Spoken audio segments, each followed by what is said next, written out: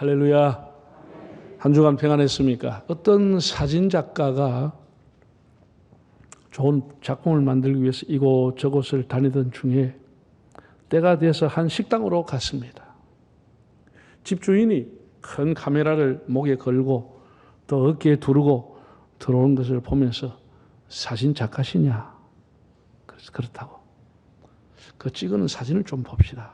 그래서 뭐 이렇게 카메라를 보면서 이렇게 넘겨보면서 요즘 워낙 카메라들이 비싸고 좋아서 그러고 가는 거예요. 이 사람이 뭐 고도를 잘 잡았더니 참 작품이 좋다든지 그런 말은 안 하고 요즘 카메라가 비쌌어. 그러고 간 거예요. 우리 참 기분이 굉장히 언짢았지만 김치찌개를 먹고 나오면서 계산대에서 계산을 했어요. 주인이 아니 손님 뭐 음식이 맛있었습니까? 뭐라고 해야 돼요? 그래서 그 손님이 아이고 요즘 뭐 냄비가 하도 좋아서 그래 나왔다는 겁니다. 네. 만일 여러분 사업을 하는 사람에게 아이고 그 사람 뭐 운이 좋아서 잘 된 거지. 때가 맞은 거요. 이러면 그 사람이 얼마나 억울해 하겠습니까? 사람을 그렇게 평가하면 되겠습니까? 그 사람이 그 사업을 위해 밤잠을 안 자고 신상품을 만들려고 노력하고 판로를 개척하고 연구하고 그 애착을 가지고 의지를 가지고 그 했던 것은 다 사라지고 없고 운이 좋았어. 그 얼마나 황당한 얘기입니까? 마찬가지로 교회 부흥하는 것을 보고 사람들이 그럽니다. 에이, 그 뭐 몫이 좋았어. 교회가 건물도 있고 위치가 좋으니까 뭐 누가 가도 그 정도는 안 하겠나. 이렇게 우리는 자기가 한 일에 대해서는 대단한 평가를 하고 있고 남이 하는 일은 아주 깔보고 평가를 무시하는 아주 잘못된 습관을 갖고 있습니다. 제대로 된 사람이라고 하면 자기가 하는 일은 좀 낮추게 보고 다른 사람 한 것을 존중하고 그 정말 귀한 일을 하는구나. 이렇게 해야 그 사람이 제대로 된 사람이라고 하지 않겠습니까? 타인의 수고를 무시하려고 하는 이런 경향은 매우 잘못된 것입니다. 교회가 지젤로 돼요? 수많은 사람이 기도하고 화합하고 충성하고 하나님 앞에 눈물 흘리고 그래서 되는 거예요. 그냥 세월이 간다고 교회가 되는 게 아니에요. 여러분, 가을에 우리가 이렇게 정말 사과, 배 이런 거 큰 걸 먹으면서 뭔 생각이 나요? 얼마나 이 만들려고 농부가 수고를 했을까? 얼마나 고생했겠나? 얼마나 새까맣게 얼굴이 탔겠는가? 이런 생각이 안 납니까? 그냥 그거 뭐 비가 오고 뭐 바람이 불고 햇빛이 비치니까 됐겠지 뭐. 그럼 모든 농산물이 똑같이 나와야 되는 거 아니에요? 왜 차이가 납니까? 그 수고와 땀과 헌신에 따라서 열매가 달라지는 것이죠. 우리가 오늘의 대한민국이 있다고 하는 것, 우리 위대 어른들이 얼마나 많은 고생을 하고 우리 할아버지 할머니 세대가 얼마나 고생했을까. 네? 한국교회가 오늘 여기에 있다고 하는 것이 얼마나 우리 위대 어른들이 교회 위에 충성했을까. 네? 그리고 생각하는 것이 당연히 이 시대를 살아가는 도리라고 생각합니다. 여러분이 오늘 있기까지 여러분의 부모님들이 얼마나 희생하고 헌신했겠습니까? 오늘 이 삼손이라고 하는 사람에 대한 얘기를 제가 나누려고 하는데 삼손 하면 여러분이 어떤 이미지가 떠오릅니까? 이 교회 어릴 때부터 다른 사람은 주일학교 때부터 들은 얘기 그 사람이 고착돼가 잘못된 이미지가 더할 수 있습니다. 단편적인 얘기를 들어가지고 사자를 때려잡았던 힘센 사람이다. 들릴라라고 하는 기생에게 빠졌다. 두 눈이 뽑혀가 연자맷돌 걸리다가 죽었다. 이게 다 부정적인 것이죠. 그 내용이 틀린 것은 아니지만 그 이미지가 그렇게 구체이기 때문에 삼손에 대해서 평가 절하를 하고 있는 것입니다. 단면만 보고 하는 겁니다.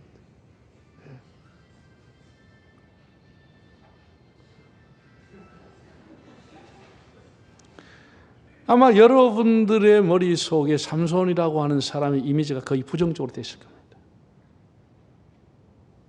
왜냐하면 삼손의 스캔들을 가지고 영화를 만들고 드라마를 찍고 뮤지컬을 만들고 그림을 그려놓았고 동화를 만들기 때문에 그것이 사람의 관심을 끈 이슈이기 때문에 그 한 단면만 가지고 영화를 만든 겁니다. 근데 그 사람의 인생 종합이 아니에요. 만약에 오늘 우리나라에 삼손 같은 사람이 있었다. 이 사람 올림픽 나갈 때마다 내가 금메달은 여러 종목에서 10개는 따올 것 같아요. 역도, 레슬링, 투포환, 권투 한 방 맞으면 끝나봅니다. 그냥. 여러 종목에서 금메달 따올 거고 그 엄청난 힘을 가지고 있는 삼손을 보고 온 세계가 그 사람을 광고 모델로 건강식품 광고 모델로 삼은 삼손이 돈방석 위에 올라왔습니다. 여러분 삼손이 대한 얘기는 사사기 13, 14, 15, 16장 넉 장이라는 엄청난 분량이 삼손에게 제공되고 있습니다. 그 훌륭한 사사들도 넉 절, 5절로 끝났습니다. 삼손이 넉 장 정도를 공간을 차지할 만큼 그 사람은 그만큼 이스라엘 역사에 중요한 인물이라고 하는 정도는 상식으로 우리가 알아야 하는 겁니다. 그의 출생부터 죽음까지 예사로운 게 하나도 없습니다. 그러나 신학적으로 성경학적으로 접근하는 것은 별로 없습니다. 삼손이 누구인가? 기생치마폭에서 일생을 비참하게 살다가 마친 플레이보이인가? 실패한 인생인가? 하나님 앞에 버림받고 저주받은 타락한 인생인가?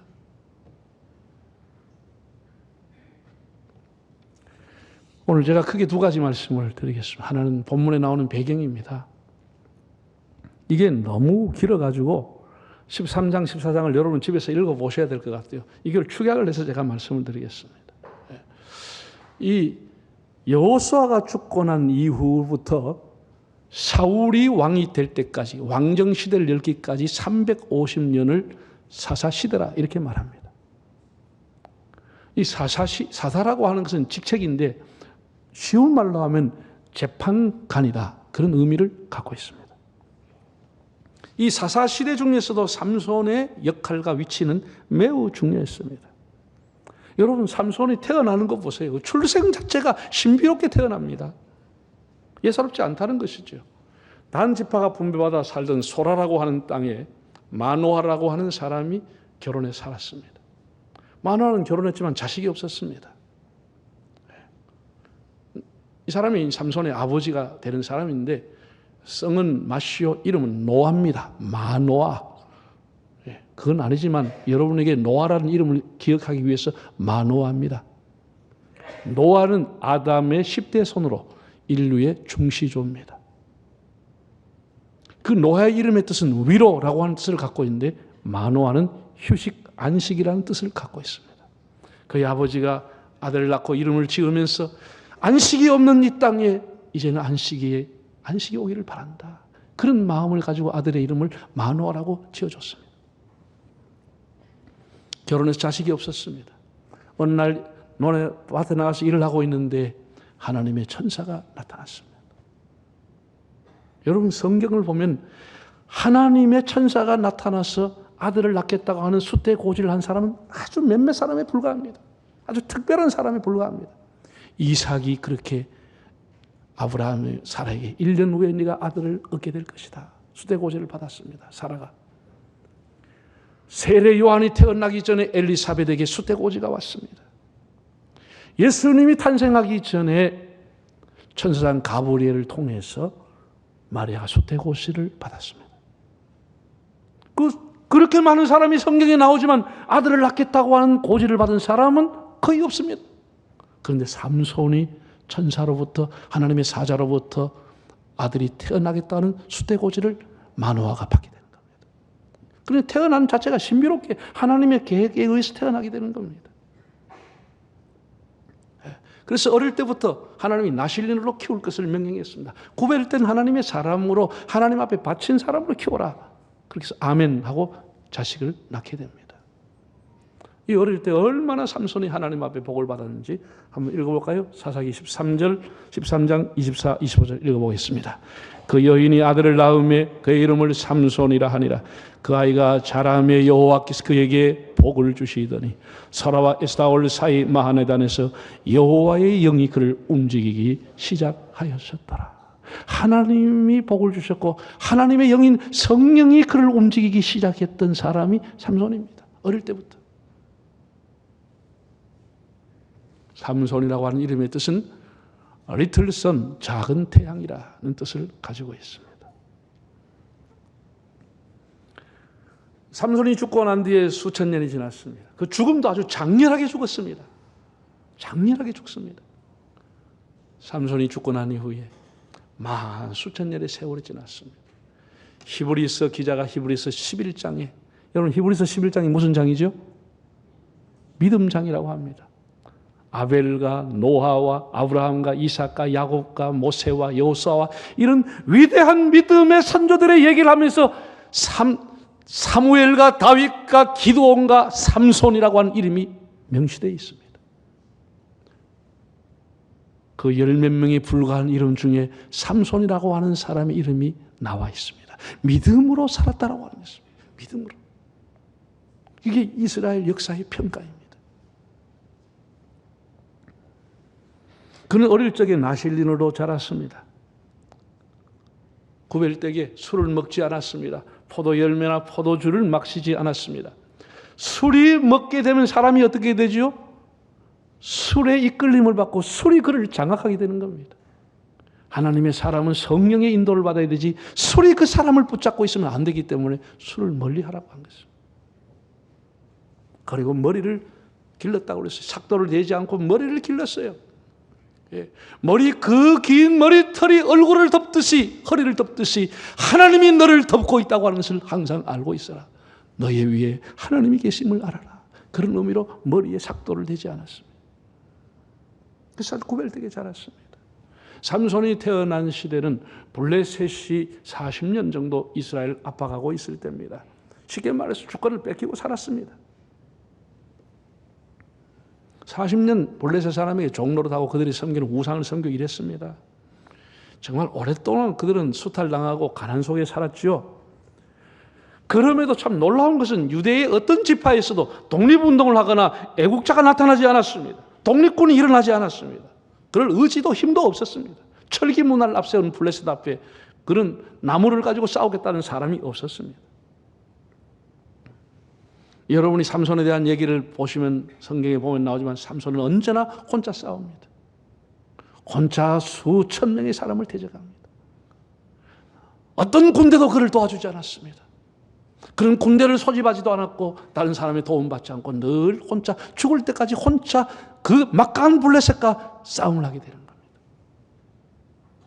정말 삼손은 독불장군이다 이렇게 볼 수 있어요. 혼자만 사람이 한두 가지를 실패했다고 해서 그것만 가지고 사람을 평가해서는 안 됩니다. 그 실패 때문에 그 사람의 인생 전체를 실패 인생이라 이렇게 단정 지을 수는 없는 겁니다.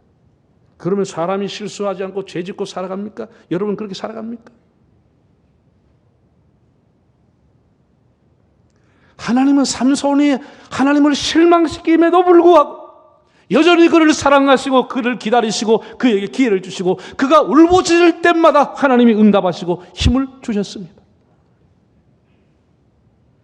삼손의 얘기는 삼손의 실패 스토리가 아니고 인간의 실패와 실수를 통해서도 다시 기회 주시고 다시 쓰시는 하나님의 사랑의 이야기입니다. 우리가 하나님 앞에 초점을 맞춰야 하는 것입니다. 삼손을 불러쓰신 하나님, 삼손은 어두운 땅에서 그 이름대로 한 줄기의 빛으로 하나님 앞에 쓰임받다가 갔습니다. 이 본문에도 삼손을 잡으려고 블레셋 사람들의 1000명이 유다 지파가 사는 땅으로 와서 유다 지파를 압박했습니다.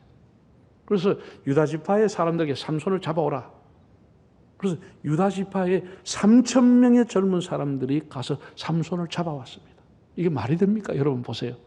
3000명의 사람이 블레셋 1000명을 대적해서 쫓아내야 되는데 그 1000명 앞에 3000명이 겁을 먹고 삼손을 잡아왔다가 삼손을 갖다 바쳤습니다. 그러니까 삼손이 자기 동족과 싸울 수가 없으니까 그 칙으로 감았는 거를 그냥 힘이 없는 것처럼 붙들려 삼손이 가는 거예요. 동족을 죽일 수 없으니까. 이렇게 얼마나 블레셋이 악하게 그들을 지배했는지 3,000명이라고 하는 사람이 가서 삼손을 잡아서 천명한테 갖다 바쳤습니다. 블레셋 사람 앞에. 그리고 나니 블레셋 사람 앞에 서니 옳거니 하고 죽이려고 하니 이때 삼손이 힘을 쓰는데 불탄 삼과 같이 끊어버렸다는 거예요. 그리고 나귀 턱뼈를 가지고 그 사람을 때렸는데 세상에 몇 명이 죽었어요?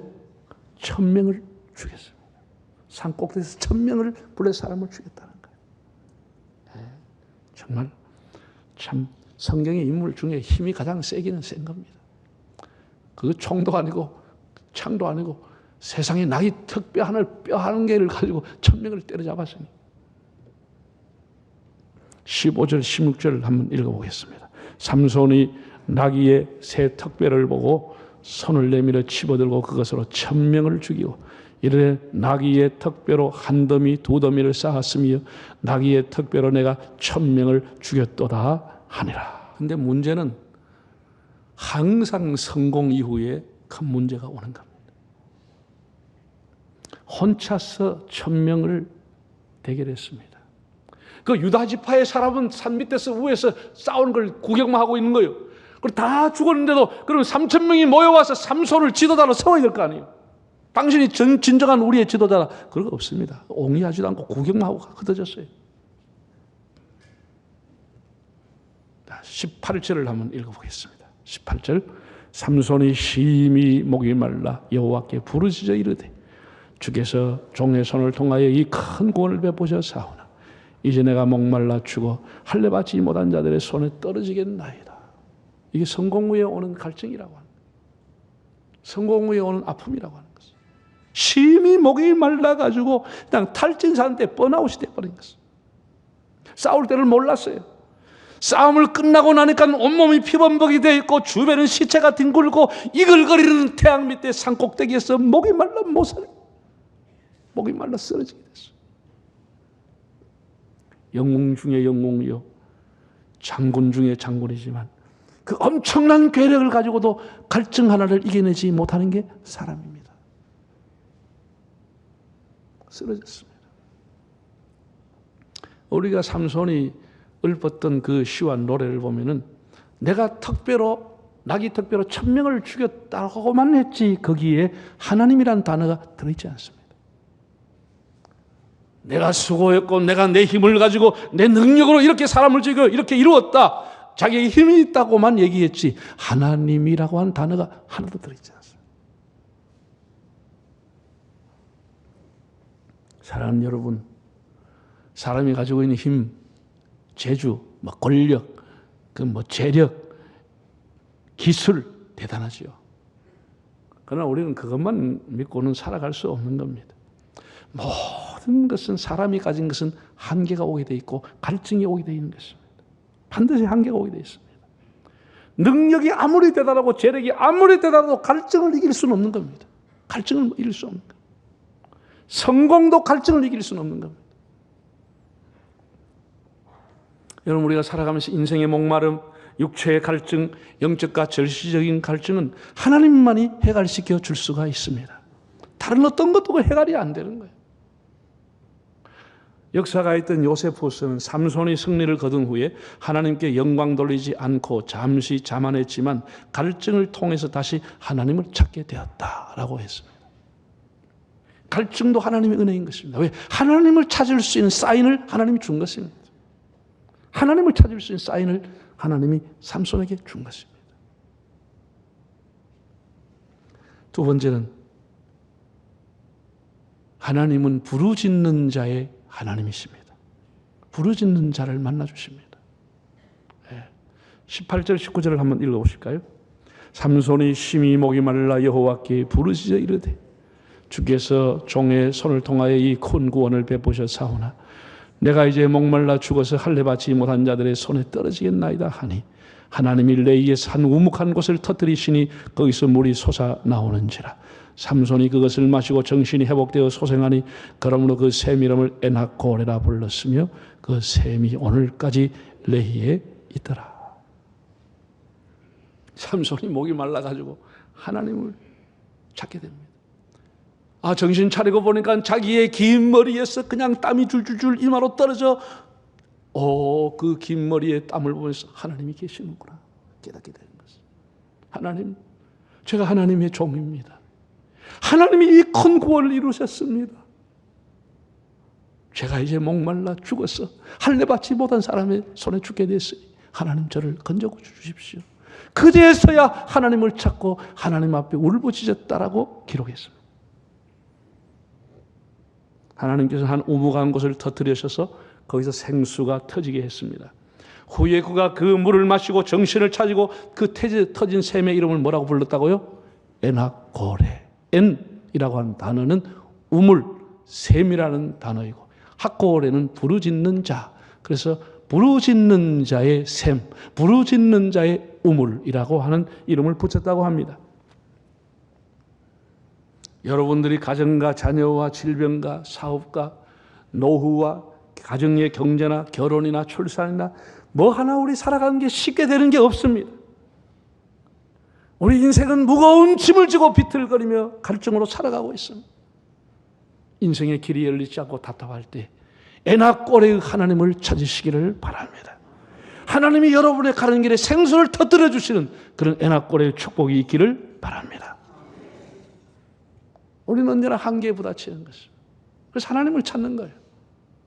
하나님 찾으면 하나님이 묘하게 우리의 가람을 채워주시고 생수를 터뜨려 주시는 것입니다. 예레미야 33장 2, 3절을 읽어보실까요? 이를 행하시는 여호와, 그것을 만들며 성취하시는 여호와, 그 이름을 여호와라 하는 이가 이와 같이 이르도다. 너는 내게 부르짖으라. 내가 네게 응답하겠고 네가 알지 못하는 크고 은밀한 일을 네게 보이리라. 너는 내게 와서 부르짖으라. 내가 너에게 크고 비밀한 일을 보여주겠다라고 약속했습니다. 하나님은 에나꼬레의 하나님, 부르짖는 자의 하나님, 응답의 하나님이신 체험하시기를 바랍니다. 우리가 살아가는 인생길에는 진드기처럼 코로나처럼 찔기게 따라붙는 것이 블레셋입니다. 옆구리에 가시처럼 괴롭히고 우리의 인생을 결박시키고 유혹하고 넘어뜨리고 죽이려고 하는 블레셋 세력이 우리 주변에 있는 것입니다. 우리가 이 광야에 같은 세상길에서 블레셋을 이길 수 있는 길은 하나님의 도움을 구하는 길, 하나님을 찾는 길밖에는 없습니다. 일생을 기도했던 다윗은 시편 18편에서 이렇게 기도했습니다. 내가 여호와께 부르짖었더니 나의 부르짖음이 그의 귀에 들렸도다. 내가 한날 여호와께 부르짖었더니 나의 부르짖음이 주의 귀에 들렸다 라고 고백했습니다. 예수님은 누가복음 18장에서 이렇게 말씀을 했습니다. 한 가난한 가부의 예를 들면서 하신 말씀입니다. 이렇게 밤낮 부르짖는 자의 원한과 기도를 하나님이 들어주시지 않겠느냐. 부르짖는 자의 기도를 하나님이 들어주지 않겠느냐. 여러분들이 실망하지 마십시오. 한두 번 실패했다고 인생의 실패가 아닙니다. 삼손을 보세요. 그렇게 부족하고 우리가 볼 때는 그렇게 타락한 것처럼 보여도 하나님은 그를 기다리시고 사랑하시고 사용했습니다. 우리가 타인의 수고를 무시하고 그 사람은 실패자다, 그 사람은 낙오자다 이렇게 평가절하면 안 되는 겁니다. 삼손이 물론 때로는 힘을 남용한 죄도 지었지만 자기 힘을 과시하기도 했지만 그럼에도 불구하고 늘 그는 하나님을 찾았습니다. 여러분이 지치고 힘드십니까? 탈진 상태입니까? 성공한 후에 갈증이 옵니까? 삼손이 만났던 에나꼬레의 하나님, 그 응답의 하나님, 그 능력의 하나님, 그 기적의 하나님, 그 하나님이 여러분의 하나님이 되도록 기도로 체험하는 삶이 되시기를 바랍니다.